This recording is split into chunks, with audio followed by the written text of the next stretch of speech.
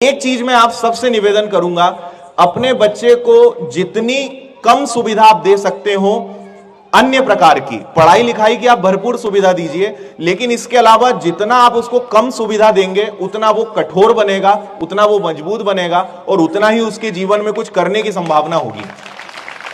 हम लोग उस परिस्थिति से निकले हैं, कोई सपोर्ट खास हमें नहीं मिल पाया। ऐसे कोई घर से हम समृद्ध नहीं थे कि बहुत पैसा, बहुत एकड़ जमीन रखी है, कुछ नहीं भी होगा तो आ जाएंगे।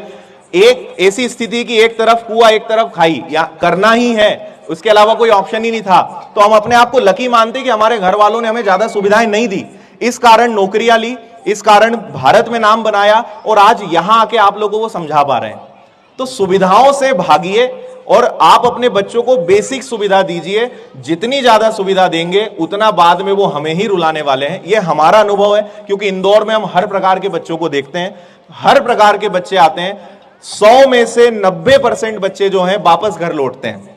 10% कुछ कर पाते हैं क्योंकि उनके माता पिता सुविधा उनको सारी दे रहे हैं। पढ़ाई लिखाई की जितनी सुविधा उतनी दीजिए, बाकी कोई जिद पूरी मत करिए। कुछ भी उनकी जिद को आपको नहीं समझना है, उनको मजबूत बनाना है, उनके पैरों पे खड़े करना है, तो आपको सुविधाओं में कटौती तो करना पड़ेगी। क्योंकि एक चीज मैंने कहीं पढ़ी थी कि अगर आप अपने बच्चे को लायक बना देते हो तो वो 10 एकड़ को 100 एकड़ बना देगा, और अगर आपने उसको नालायक ही बने रहने दिया तो वो 10 को 0 भी कर देगा। तो अगर आप उसके लिए कुछ छोड़ के जाओगे तब भी वो तो बर्बाद कर ही देगा, और अगर उसमें ताकत होगी, वो लायक होगा, तो वो वैसे भी आगे चल के बड़ी संपत्ति खड़ी कर लेगा।